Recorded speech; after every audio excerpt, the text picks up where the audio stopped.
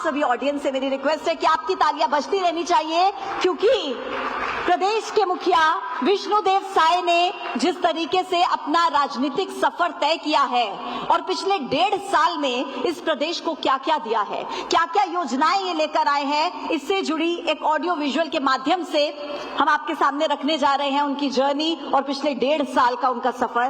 Please play the AV, please.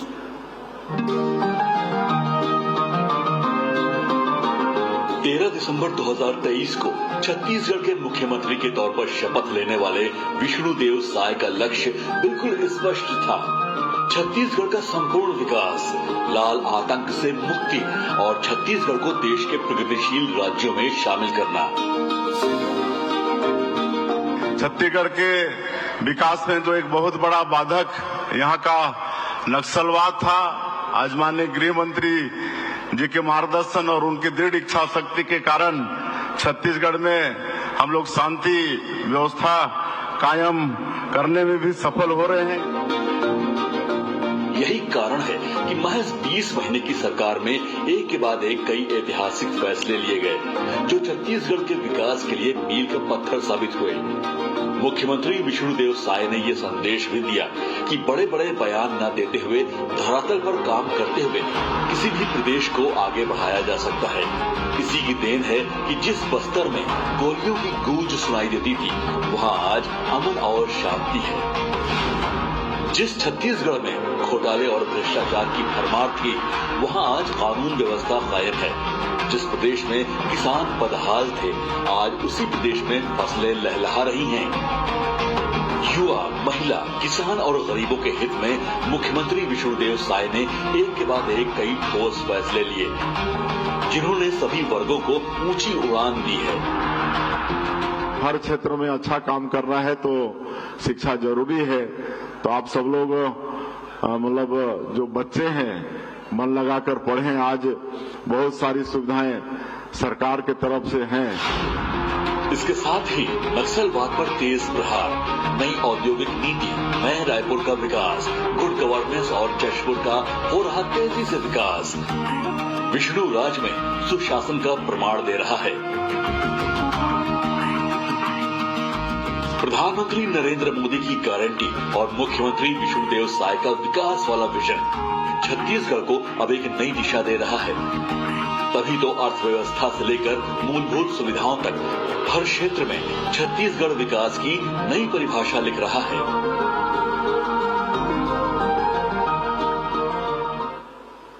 तो जोरदार तालियों के साथ छत्तीसगढ़ विकास के जिस पथ पर आगे बढ़ रहा है, उसकी एक झलक इस एवी के माध्यम से आपने देखी। मुख्यमंत्री जी का मैं बहुत स्वागत करना चाहूंगा और आज बहुत धन्यवाद कि इतने हेक्टिक शेड्यूल के बाद भी आप यहां पर पहुंचे हैं। और सर, आज रिकॉर्ड तोड़ आप लोगों की कैबिनेट मीटिंग भी चली लगभग 4.5 घंटे की, और मुझे लगता है कि ये पूरा हफ्ता आपका काफी व्यस्त रहा है। प्रशिक्षण शिविर में भी आप लोग रहे हैं। क्या निकला सर प्रशिक्षण शिविर के बारे में, अगर कुछ बताना चाहें? देखिए, वैसे तो हर सप्ताह हम लोग कैबिनेट करते हैं, लेकिन आज लगातार 4 घंटे कैबिनेट का बैठक चला है। आज एजेंडा भी कुछ ज्यादा ही थे और अभी हम लोगों का जो प्राकृतिक सौंदर्य से भरपूर मैनपाट है, वहां पर सांसदों और विधायकों का 3 दिवसीय प्रशिक्षण वर्ग था और बहुत अच्छा रहा, बहुत अच्छे से संपन्न हुआ। वर्ग का शुभारंभ भारतीय जनता पार्टी के राष्ट्रीय अध्यक्ष आदरणीय श्री जेपी नड्डा जी ने किया और कुल 12 सत्रों में ये वर्ग चला, जिसमें कई हमारे मंत्रीगण, नेतागण आए और विषयों में अपना व्याख्यान दिए, जिसमें आदरणीय शिवराज सिंह चौहान जी, विनोद तावड़े जी, शिव प्रकाश जी और समापन माननीय राष्ट्रीय महामंत्री श्री BL संतोष जी ने किया और कुल मिला के बहुत अच्छा वर्ग रहा जी। और निश्चित रूप से विकसित छत्तीसगढ़ बनाने में और एक जनप्रतिनिधि का जो दायित्व होता है और जनता के प्रति जो जवाबदारी होती है उसको पूरा करने में ये वर्ग बहुत ही जी मील का पत्थर साबित होगा। जी सर, जनता ने आप पर बहुत भरोसा जताया है और प्रचंड बहुमत से जिताकर आपको भेजा है। 1.5 साल कार्यकाल पूरा हो चुका है सरकार का, तो इसको आप कैसे आंकते हैं? बहुत सारे वादे आपने किए होंगे, विजन आपका रहा, 1.5 साल हो गया सरकार को। देखिए, छत्तीसगढ़ की 3 करोड़ जनता का बहुत बहुत आभार व्यक्त करना चाहेंगे। उन्होंने भारतीय जनता पार्टी पर विश्वास किया, हमारे देश के यशस्वी प्रधानमंत्री श्री नरेंद्र मोदी जी पर विश्वास किया, उनके वादों पर विश्वास किया और उनके वादों को हम लोगों ने मोदी की गारंटी का नाम दिया। और मोदी की गारंटी मतलब गारंटी पूरा होने की गारंटी। और छत्तीसगढ़ की जनता ने हम लोगों को 54 सीट और 46% वोट देकर, आशीर्वाद देकर हम लोग को सरकार में यहाँ की जनता ने बैठाई। और आज मुझे बताते हुए गौरव होता है कि हम लोग को 1.5 वर्ष हुए हैं और 1.5 वर्ष में मोदी के गारंटी के अधिकांश वादा हमारी सरकार ने पूरा किया है। पिछली सरकार में गरीबों का हक छीना गया था, प्रधानमंत्री आवास से वंचित किया गया था, ऐसे 18 लाख लोग वंचित हो गए थे। और माननीय प्रधानमंत्री जी का ये वादा था कि सरकार बनेगी तो मुख्यमंत्री का पहला काम होगा कि 18 लाख गरीबों का प्रधानमंत्री आवास स्वीकृत करना। और 13 दिसंबर 2023 को सरकार शपथ ली और अगले ही दिन 14 दिसंबर 2023 को पहला कैबिनेट बुलाकर 18 लाख प्रधानमंत्री आवास की स्वीकृति दिए और जो राज्यांश की राशि होती है उसकी भी व्यवस्था किए। और आज बताते हुए गौरव हो रहा है कि 1.5 वर्षों में वादा पूरा हुआ है। आज इतने प्रधानमंत्री आवास बन रहे हैं कि राजमिस्त्रियों की कमी हो गई है, सेंटरिंग प्लेट का अभाव हो गया है। पिछले समय माननीय प्रधानमंत्री जी बिलासपुर आए थे तो इकट्ठे 3 लाख लोगों को गृह प्रवेश कराए थे।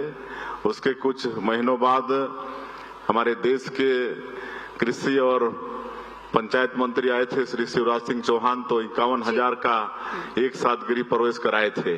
अभी हम लोग सुशासन तिहार चला यहाँ पर, तो हमारे सभी मंत्रीगण, हम स्वयं, हमारे सांसद विधायकगण सभी मतलब प्रधानमंत्री आवास का गृह प्रवेश कराए। उसके बाद किसानों से भी वादा था हम लोगों का कि उनका 21 क्विंटल प्रति एकड़ धान खरीदेंगे, वो वादा भी पूरा किए। 2 साल से हम लोग खरीद रहे हैं। 3100 रुपये प्रति क्विंटल धान का कीमत देने की भी बात थी, उसको भी हम लोग खरीदी समाप्त होने के 1 सप्ताह के अंदर जो अंतर की राशि होती है उसको एकमुश्त देने का काम करते हैं। 2 साल का बकाया बोनस 13 लाख किसानों का 3716 करोड़ रुपया बाकी था, उसको भी मतलब सरकार बनने के 1 महीने के अंदर 25 दिसंबर को छत्तीसगढ़ के निर्माता और भारत रत्न श्रद्धेय अटल बिहारी वाजपेयी जी का जो जयंती होता है 25 दिसंबर, जिसको हम लोग सुशासन दिवस के रूप में मनाते हैं, तो उसी दिन देने का काम किए। आज 70 लाख से ज्यादा हमारी माता बहनों को महतारी बंधन का 1000 रुपया प्रति महीना देते हैं। तेंदुपत्ता से हमारे प्रदेश के करीब 12-13 लाख लोग जुड़े हैं। तेंदुपत्ता का कीमत 4000 से बढ़ा के 5500 प्रति मानक बोरा किए हैं। अब बोनस देने का भी काम कर रहे हैं। चरण पादुका देने का काम भी इस साल शुरू किए हैं। रामलला दर्शन योजना शुरू किए हैं। मुख्यमंत्री तीर्थ यात्रा योजना शुरू किए हैं। 5,60,000 से ज्यादा जो भूमिहीन कृषि मजदूर हैं उनको 10,000 रुपया प्रति साल देने का काम किए हैं। अभी हम लोगों का एक वादा था कि हम लोग पंचायत में ही लोगों को बैंकिंग सुविधा प्रदान करेंगे। तो 24 अप्रैल को जो पंचायती राज दिवस था उस दिन 146 विकास खंड है हमारे प्रदेश में, तो हर विकास खंड से 10-10 पंचायत का चयन करके 1460 ग्राम पंचायत में हम लोग अटल डिजिटल सेवा केंद्र शुरू किए हैं, जहां पर लोगों को वहां पर बैंक की सुविधा मिल रही है। कल से हमने एक और मोदी की गारंटी को पूरा करने का काम किया है। हम लोग का वादा था कि कांग्रेस की सरकार में 20,000 जो हमारी माताएं बहनें थी महिला स्व सहायता समूह की, उनका रोजगार छीना गया था।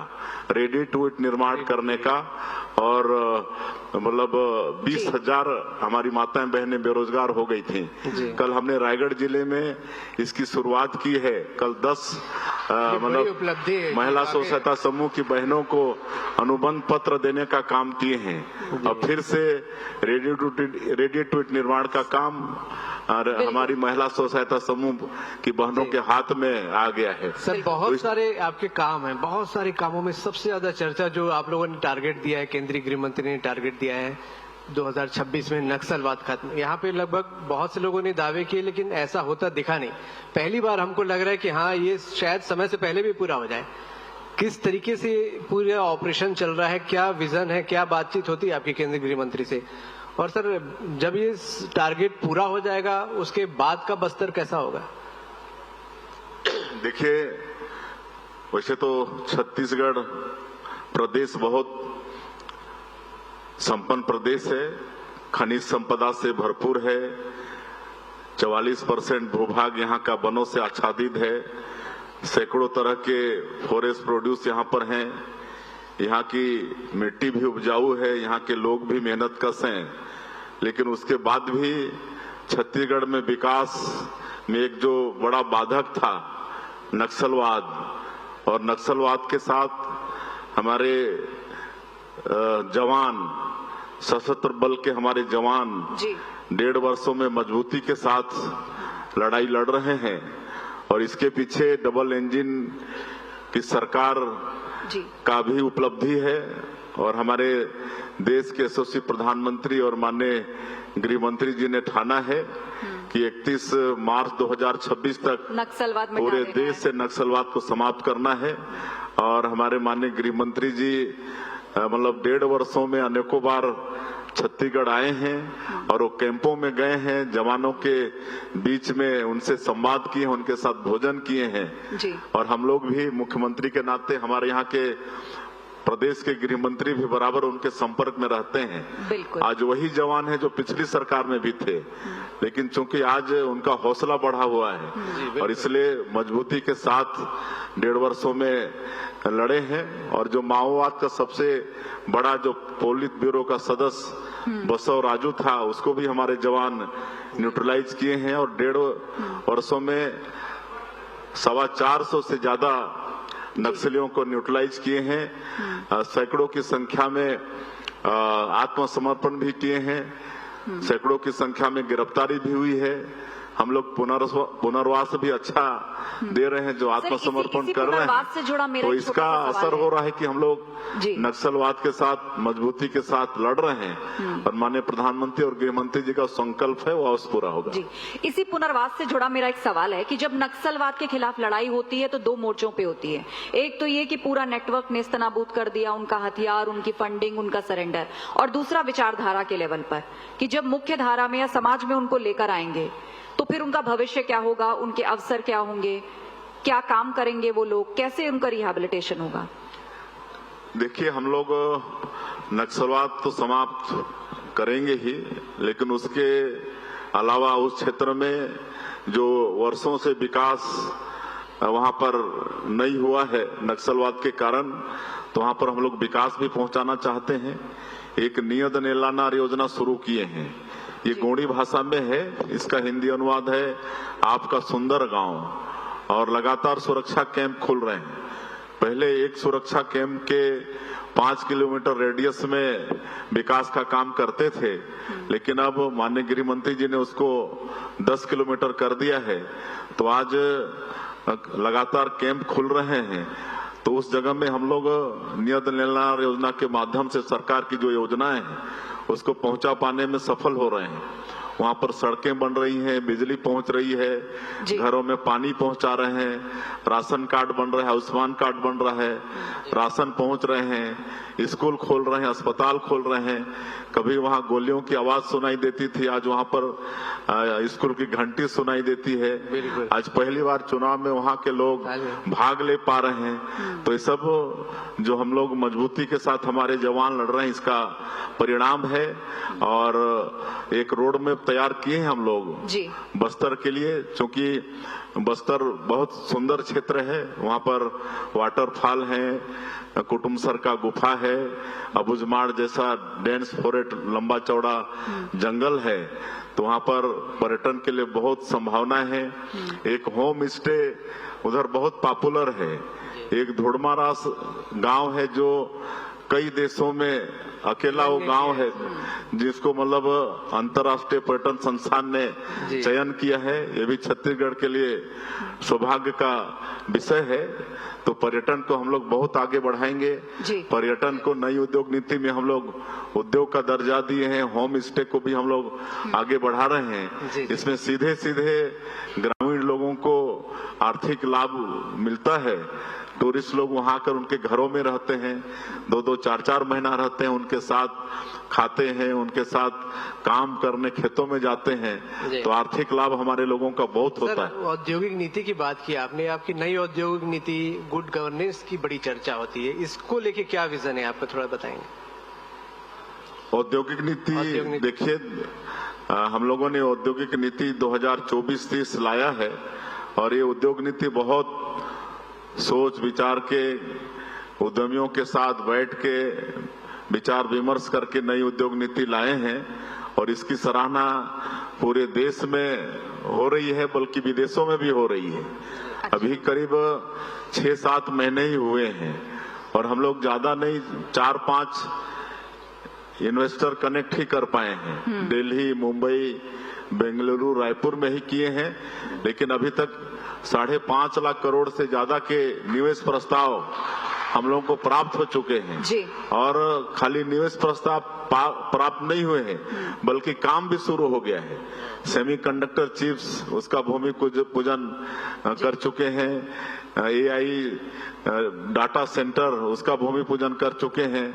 और आने वाले समय में 3 लाख करोड़ का तो निवेश प्रस्ताव हम लोग को खाली एनर्जी के सेक्टर में मिला है। और ये जितना भी हम लोग को निवेश प्रस्ताव प्राप्त हुआ है, ये सब आने वाले हैं, खाली मतलब अखबारों तक रहने वाले नहीं है। हाँ, वो सब मतलब उनका सब आएंगे यहाँ पर और सबका उद्योग धंधा लगेगा। टेक्सटाइल भी यहाँ पर आ रहा है। तो हम लोगों का जो उद्योग नीति है बहुत अच्छा है। बहुत हमारे उद्यमी इसमें प्रभावित हो रहे हैं। इसमें हम लोग महिलाओं को भी प्राथमिकता दिए हैं, ST SC के जो उद्यमी हैं उनको भी प्राथमिकता दिए हैं। और इसमें ज्यादा हम लोग का फोकस रोजगार पर है, निवेश से ज्यादा फोकस रोजगार पर है। हम लोगों ने नई उद्योग नीति में अगर 1000 से ज्यादा का रोजगार कोई मतलब उद्यमी देता है, तो उनको नई उद्योग नीति में 20 नीति के अंतर्गत बहुत प्रोत्साहन हम लोग उनको दे रहे हैं। तो ये नई उद्योग नीति में है। जी सर, बहुत सारी चुनौतियां भी हैं। धर्मांतरण एक समस्या बनी हुई है। हाल ही के दिनों में छत्तीसगढ़ में एक बड़ा मुद्दा बन के धर्मांतरण उभरा है। आपको लग रहा है कि क्या इसके लिए किसी कानून की जरूरत है और इससे कैसे निपटा जाएगा? देखिए, धर्मांतरण के लिए कानून तो यहाँ पर है, लेकिन उसको और सख्त करने की आवश्यकता है। और इसको हम लोग आने वाले समय में करेंगे और सख्त कानून लाएंगे इसको। सर, एक सवाल जो सब कोई पूछते हैं और आम लोग भी जानना चाहते हैं और आपकी पार्टी के कुछ विधायक भी चुपचाप हमसे भी पूछते हैं कि मंत्रिमंडल का विस्तार कब हो रहा है? हो जाएगा, थोड़ा इंतजार करना पड़ेगा। सर, भ्रष्टाचार पर आपकी सरकार की 0 टॉलरेंस नीति है और आपने PSC शराब घोटाले मामले में CBI जांच भी बिठाई है। तो इस 0 टॉलरेंस पर अपनी सरकार को आप पूरी तरह से चुस्त दुरुस्त रखने के लिए किस तरह के कदम उठा रहे हैं कि आगे भी बड़े कदम उठाए जाते रहेंगे, तंत्र में भ्रष्टाचार ना हो, आम आदमी बिल्कुल निर्भीक होकर बिना किसी भ्रष्टाचार का शिकार हुए अपनी बात कह पाए, उनकी समस्या का समाधान हो? देखिए, हम लोग सरकार में पारदर्शिता हो और सुशासन हो, इसलिए सरकार में एक अलग से सुशासन एवं अभिसरण विभाग का गठन किए हैं और लगातार आप लोग 1.5 वर्षों में देख रहे हैं कि पिछली 5 साल की सरकार में जो भी भ्रष्टाचार हुए उसके जांच हो रहे हैं केंद्रीय एजेंसियों के द्वारा और प्रदेश के एजेंसी के द्वारा। और पीएससी की बात आपने कही है, इसके लिए तो माननीय प्रधानमंत्री जी का भी वादा था कि सरकार हम लोगों की बनेगी तो इसकी जांच होगी। और आज बताते हुए गौरव हो रहा है कि पिछली सरकार में पीएससी जैसे पवित्र संस्था को भी बदनाम करने का काम हुआ।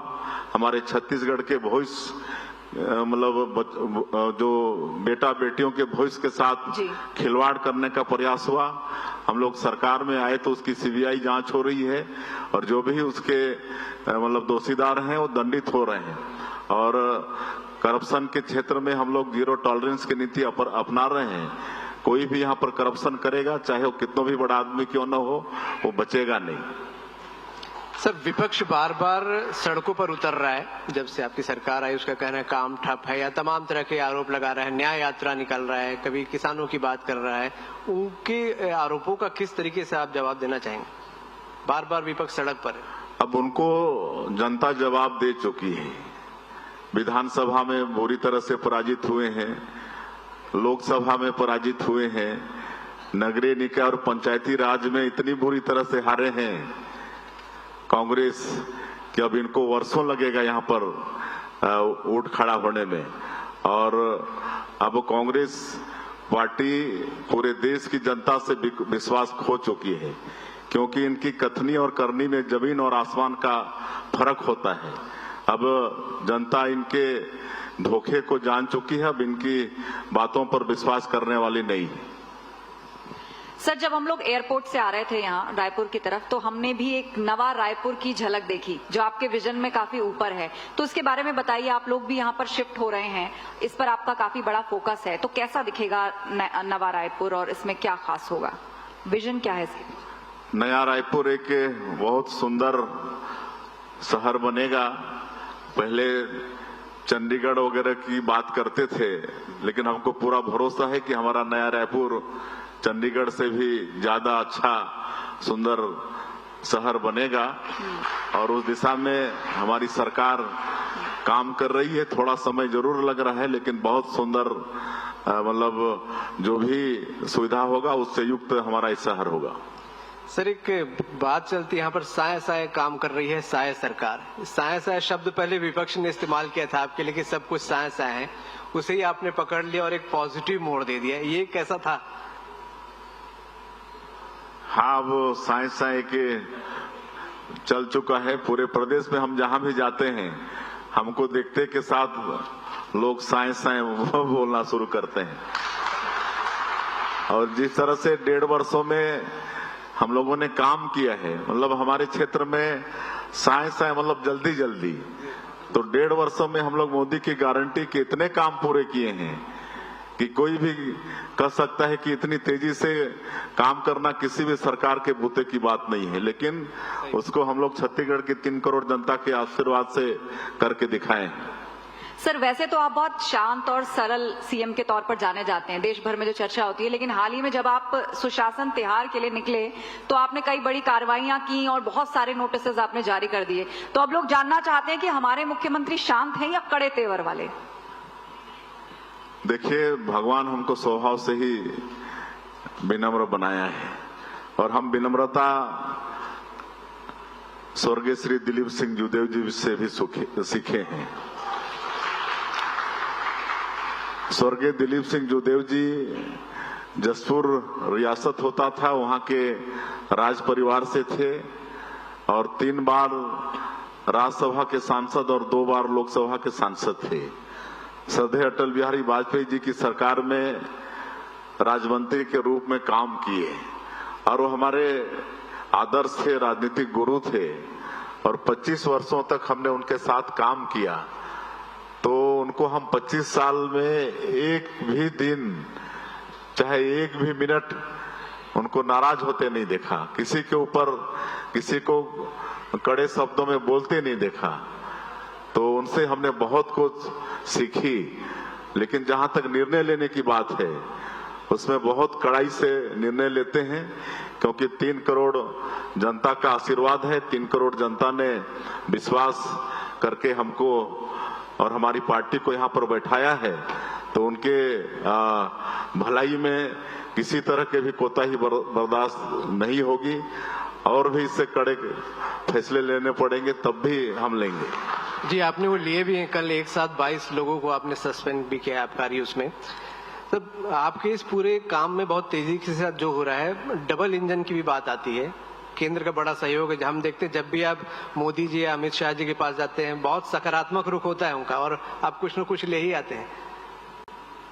देखिए, जैसे मैंने पहले कहा कि पिछली 5 साल की सरकार में हर क्षेत्र में घोटाले हुए। अब कितना घोटाला को हम गिनाएं? कोयला घोटाला, डीएमएफ में घोटाला, शराब घोटाला, महादेव ऐप में घोटाला, पीएससी में घोटाला, और हर घोटाले की जांच हो रही है। आज कितने लोग जेल के अंदर हैं, कितने लोग बेल में हैं, कितने लोग जेल जाने की तैयारी में हैं। तो घोटाला ही घोटाला ये लोग किए, तो अब उनको तो सजा मिलेगी ही ना। सर, छत्तीसगढ़ की जब बात आती है तो यहाँ की जनजातियां, जिनकी अपनी एक अलग पहचान है, उनकी चर्चा जरूर होती है, और आपने बार बार कहा भी है कि ये समुदाय सनातन धर्म की आवश्यकता है, आधारशिला है, क्योंकि ये त्रेता और द्वापर युगों से भी रहे हैं। तो ऐसे में इनकी उस पहचान को बचाने और उनकी समावेश की सुनिश्चितता आप कैसे करेंगे? बिल्कुल, श्रद्धेय अटल बिहारी वाजपेयी जी ने यहाँ पर जो 32% एसटी आबादी है, उनके विकास के लिए छत्तीसगढ़ राज्य का निर्माण 1 नवंबर 2000 को किया, और जब वो प्रधानमंत्री थे तो उन्होंने जनजातीय समाज के विकास के लिए पहली बार भारत सरकार में आदिम जाति कल्याण मंत्रालय का गठन भी किया। और आज हम लोग का फर्ज बनता है कि उनका जो सपना था कि यहाँ पर ट्राइबल लोगों का विकास हो, उस अनुरूप हम लोग काम कर रहे हैं। और अब तो माननीय हमारे जो प्रधानमंत्री हैं श्री नरेंद्र मोदी जी एक धरती आबा ग्राम उत्कर्ष योजना शुरू किए हैं। इसमें 6,500 गांव हमारे छत्तीसगढ़ का शामिल है, और इसके लिए पर्याप्त बजट है। तो सरकार की योजनाओं के अलावा जो भी वहां पर विकास के काम होंगे, सारे ये ग्राम उत्कर्ष योजना से हो जाएंगे। और हमारे छत्तीसगढ़ में पीवीटीजी विशेष पिछड़ी जनजाति के लोग भी हैं, कोरवा है, बिरहोर है, आपके बैगा है, अबुजमाड़िया है, कमार हैं, उनका भी विकास हो, इसके लिए पीएम जनमन योजना की शुरुआत प्रधानमंत्री जी ने किया है। और इस योजना के माध्यम से भी करीब 32,000 मतलब प्रधानमंत्री आवास अलग से स्वीकृत हुए हैं। आज जितना रोड इनकी आबादी के लिए बन रहा है, उसकी आधा मतलब करीब 2,500 किलोमीटर रोड हमारे छत्तीसगढ़ में बन रहा है। तो इस तरह से, और यहाँ पर हम लोग जनजातीय समाज के विकास के लिए अलग से प्राधिकरण का गठन किए हैं। सरगुजा विकास प्राधिकरण, बस्तर विकास प्राधिकरण, छत्तीसगढ़ मध्य क्षेत्र विकास प्राधिकरण, और इसके माध्यम से भी किसी भी तरह से ट्राइबल क्षेत्र में विकास में संसाधन रोड़ा नहीं बने, इसके लिए प्राधिकरण के माध्यम से प्रयास कर रहे हैं। और भी वहां पर हम लोग अभी जैसे बस्तर में नक्सलवाद समाप्त होगा, तो वहां पर हम लोग खेती को भी आगे बढ़ाने वाले हैं। और जो बोध घाट परियोजना है, इंद्रावती से महानदी को जोड़ने का काम है, ये सब की भी चर्चा हमने माननीय प्रधानमंत्री जी से की है। और आने वाले समय में इसके माध्यम से हम लोग उस क्षेत्र में पानी पहुंचाएंगे। और ये दोनों परियोजना के बनने से करीब 7 लाख हेक्टेयर में सिंचाई होगा। अभी एक और हम लोग अच्छा काम लिए हैं, इनको हम लोग हर परिवार को 2 दुधारू पशु दे रहे हैं। 1 जून से मतलब योजना शुरू की है, तालियां होनी चाहिए मेरे ख्याल से। और एनडीडीबी से समझौता हुआ है, राष्ट्रीय डेयरी विकास बोर्ड से समझौता किए हैं। आज जिस भी राज्य में एनडीडीबी से समझौता हुआ है, इवन छत्तीसगढ़ मतलब झारखंड जैसा प्रदेश, जी। वहाँ भी हमारे प्रदेश से ज्यादा दूध उत्पादन हो रहा है। जी। तो हम लोग अभी 6 जिले को पायलट प्रोजेक्ट के रूप में लिए हैं। वहाँ पर हम लोग 2 गाय देसी नस्ल का, शाहीवाल गिर नस्ल का देना प्रारंभ किए हैं। एनडीडीबी वाले पूरा उन लोगों के साथ में रहेंगे, उनको सिखाएंगे जी। कैसे मतलब पालना है, कैसे उनको दाना पानी खिलाना जी, है, जी। उनका दूध का सारा कलेक्शन करेंगे। तो निश्चित रूप से इससे हमारे लोग व्यक्तिगत रूप से, आर्थिक रूप से मतलब सशक्त होंगे। जी सर, एक आखिरी सवाल आपसे। आप एक ऐसी टीम के मुखिया हैं जिसके ज्यादातर प्लेयर नए हैं, कैसे मैनेज करते हैं, कैसे सिखाते हैं, कैसे मार्गदर्शन करते हैं? क्योंकि ज्यादातर विधायक आपके नए हैं, पहली बार चुन के आए। देखिए, हमारे करीब 50% विधायक नए हैं, लेकिन ऐसा नहीं है। विधायक पहली बार जरूर बने हैं, लेकिन इसके पहले विभिन्न पदों पर रहे हैं। जी। बूथ के मतलब क्या बोलना चाहिए, बूथ के अध्यक्ष से लेकर मंडल अध्यक्ष, जिला अध्यक्ष, महामंत्री और हमारे जो पंचायती राज और नगरीय निकाय हैं उसके जनप्रतिनिधि, एक लंबा अनुभव सबके साथ में है। और आज 1.5 साल हो गया है। ऐसा नहीं लगता कि हमारे जो नए विधायक हैं वो मतलब इस क्षेत्र में नए हैं। सब बहुत मजबूती के साथ अपने क्षेत्र की समस्या को विधानसभा में रखते हैं। जी सर, टेक्नोलॉजी के साथ आप भी आगे बढ़ रहे हैं, पूरी दुनिया भी आगे बढ़ रही है और एआई का जमाना है। थोड़ी देर पहले आप ही ने बताया कि आपने डेटा सेंटर की आधारशिला भी रखी है। तो इसी एआई के माध्यम से न्यूज 18 की एआई एंकर अंजलि हैं, कुछ सवाल उनके भी हैं। हम चाहेंगे कि हमारी एआई एंकर अंजलि क्या पूछना चाहती हैं सीएम से, उनके सवाल। मुख्यमंत्री जी जय जोहार। मेन एआई जय एंकर जोहार। अंजलि, आपमन की राइजिंग छत्तीसगढ़ कार्यक्रम एम आदर संग स्वागत करत हव। मेरा पहला सवाल, कोई ऐसा व्यंजन जो आपके दिल के बेहद करीब हो? अब छत्तीसगढ़ का कोई लोकल? हम तो दाल भात ही ज्यादा अच्छा लगता है। कहे कि धान का कटोरा कहलाता है, तो हम भोजन व्यंजन के बहुत शौकीन नहीं हैं। जो भी मिलता है वो खाते हैं, लेकिन दाल भात सबसे प्रिय। अंजलि का और भी कोई सवाल है? आप मुख्यमंत्री हैं, बहुत बिजी रहते हैं। आखिरी बार आपने फैमिली के साथ थिएटर में जाकर कौन सी फिल्म देखी थी? परिवार को कैसे समय देते हैं? अब हमको ख्याल नहीं आ रहा है। वैसे तो बहुत कम फिल्म देखते हैं और मैंने जो देखा ज्यादातर पार्टी के लोगों के साथ ही देखी है आपने। जी जी जी हाँ, अपने आए सांसद और विधायकों के साथ ही, कार्यकर्ताओं के साथ ही। हाँ, साबरमती, हाँ छावा, हाँ वही पिक्चर देखी। तो परिवार को शिकायत रहती है कि पार्टी के कार्यकर्ताओं के साथ तो आपने फिल्म देख ली, परिवार का समय? हाँ, परिवार के साथ ही, परिवार भी साथ में था। परिवार भी साथ में था। परिवार बड़ा हो गया। छावा ही देखे। छावा देखी आपने।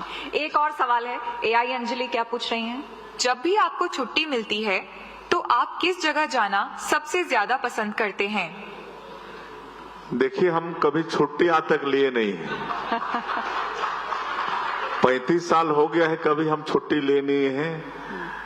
कभी कोई पारिवारिक कार्यक्रम हो गया, कोई सामाजिक हो गया तो बात अलग है, अन्यथा हम लगातार जनता के बीच में और जनता के लिए काम करते हैं।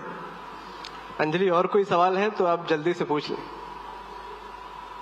मैंने सुना है साय सरकार में साय काम हो रहा है। हाँ, बिल्कुल हो रहा है।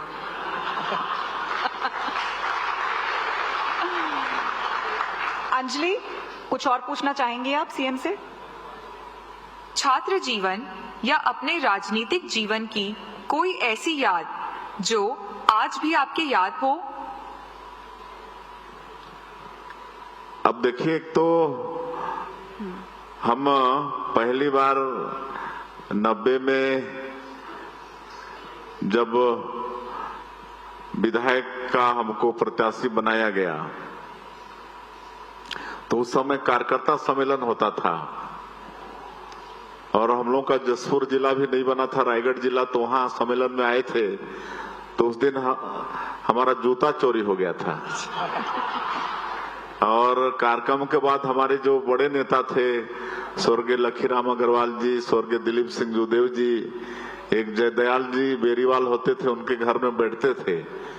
तो हम राजनीति के क्षेत्र में देवकी महाराज के नाम से जाने जाते थे, जो मिसाबंदी थे, 19 महीना जेल भी काटे थे। वो भी हमको बहुत राजनीति सिखाए। तो उनके साथ हम मतलब पीछे पहुंचे, तो सबने पूछा कि आप लोग लेट क्यों पहुंचे। तो उनने बताया कि साईं जी का जूता चोरी हो गया था, हम लोग जूता खरीद रहे थे। तो लखीराम जी बोले, बेटा तुम तो जीत गए यार, लोग हमको लकी लकी लकी लकी बोलते हैं, लेकिन तुम लकी हो और तुम तो जीत गए चुनाव बोले।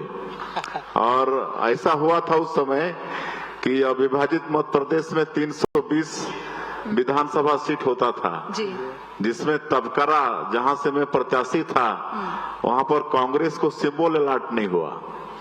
कांग्रेस को चुनाव चिन्ह पंजा छाप नहीं मिला, उनके प्रत्याशी को साइकिल छाप मिला और उसके ऊपर में पंजा छाप लटका के चुनाव प्रचार किए। मात्र 4000 वोट पाए और उनका जमानत जब्त हुआ। तो वो हमारे लिए, मतलब उसके पहले मैं निर्विरोध सरपंच भी था। अच्छा, हाँ, निर्विरोध सरपंच भी था और एक तरह से निर्विरोध में विधायक भी बन गया। तो ये राजनीति के क्षेत्र में सदा हमारे लिए ये अविस्मरणीय रहेगा। ये बिल्कुल। अंजलि, सीएम साहब बहुत टायर्ड हैं, आज लंबा शेड्यूल था, कोई आखिरी सवाल आप करना बस। क्या कभी दिल करता है कि बिना किसी सिक्योरिटी या तामझाम के आम आदमी की तरह सड़कों पर निकलें? देखिए, मैं किसान परिवार से हूँ और कृषि में मेरी बड़ी रुचि है। और जब केंद्र में मंत्री था तब भी मैं साल में 2-4 बार अपने खेतों में भ्रमण करता था। कभी स्कूटी लेके, कभी मोटरसाइकिल लेके निकल जाता था। अभी मुख्यमंत्री बनने के बाद भी हम एक आध बार प्रयास किए जी। हम अपने के पीएसओ को बोले कि किसी को मत बताना, हम लोग 6 बजे एक गाड़ी में निकल जाएंगे, क्योंकि हम लोग का बड़ा परिवार है, 12 गांव में परिवार है। तो हमारे पिताजी को भी एक गांव मिला हुआ था और दादाजी, क्योंकि हमारे पिताजी छोटे थे तो दादा दादी भी वहीं रहते थे, तो उनको भी जो गांव मिला था वो भी हमारे पिताजी को मिला। तो 2-3 गांव में हम लोग की जमीन है। तो फिर हम एक गांव की जमीन में पहुंचे तो पीछे देख रहे हैं कि पूरा सीएम कारकेट का जो गाड़ी है सब आ रहा है। मैं बोला भाई ये सब की जरूरत नहीं थी। तो लोग बोले कि अब क्या करें, हम लोगों की तो मजबूरी है, हम लोगों को तो ड्यूटी करना है। लेकिन आज संभव नहीं हो पाता है। अभी भी लेकिन आप मैनपाट ट्रेन से ही गए थे? लेकिन अभी भी हम फोन से पूछ के मतलब पूछते रहते हैं कि क्या क्या खेती हो रहा है। हम वहां से वीडियो मंगा लेते हैं कि हमारा धान का फसल कैसा है, मूंगफली का फसल कैसा है, रहर का फसल कैसा है। ये सब हम वीडियो कहे कि हमको खेतीबाड़ी में बहुत रुचि।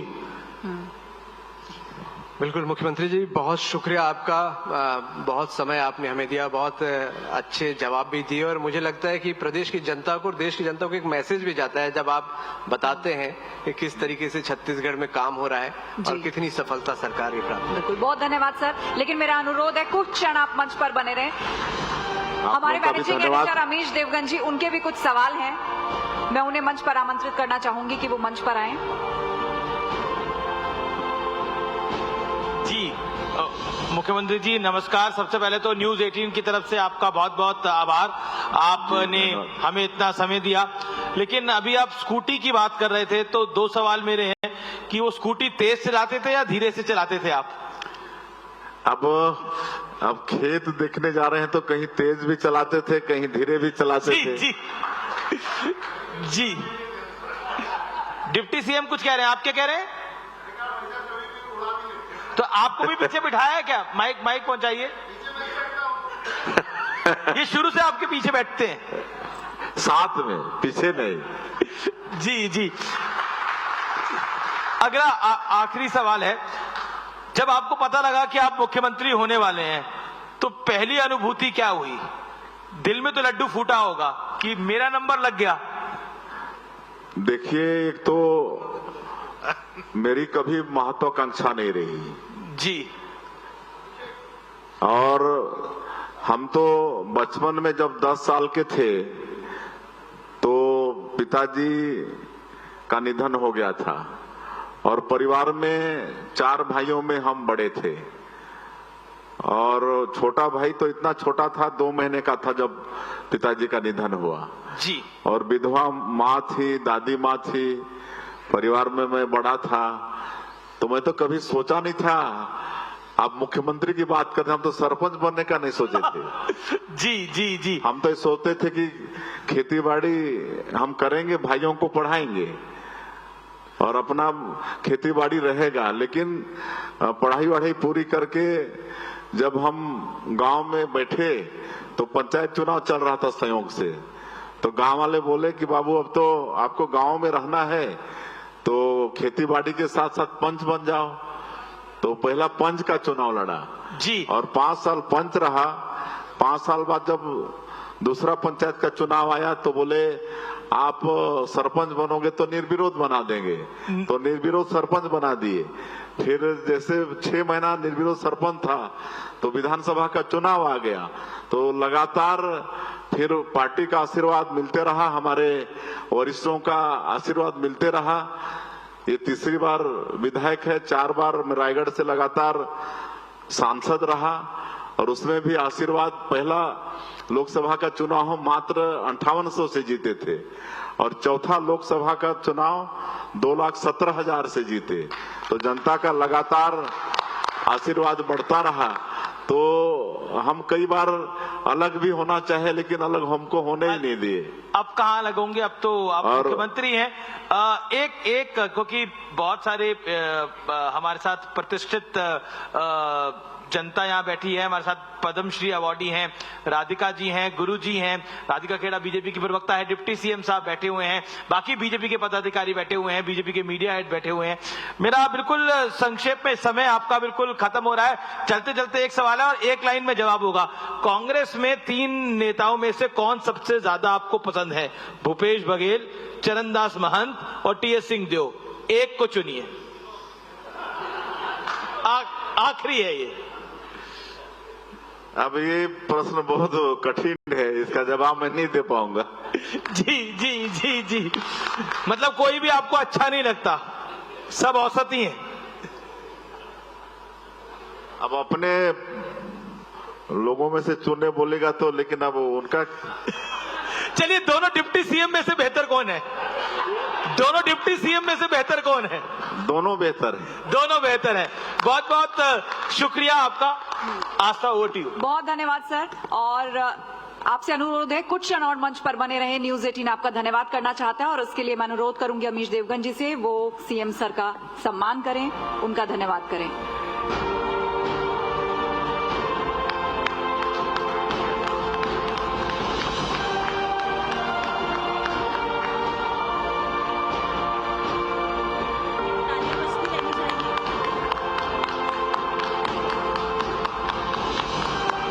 बहुत ही बिजी स्केड्यूल में से समय निकालकर मुख्यमंत्री जी पहुंचे हैं हम सबके बीच।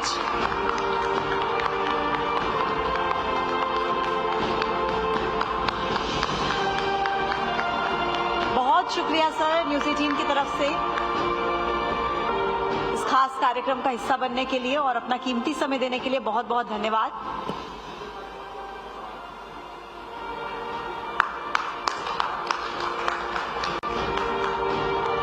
आप सभी का भी बहुत बहुत शुक्रिया न्यूज 18 के इस खास कार्यक्रम में जुड़ने के लिए। बहुत बहुत धन्यवाद।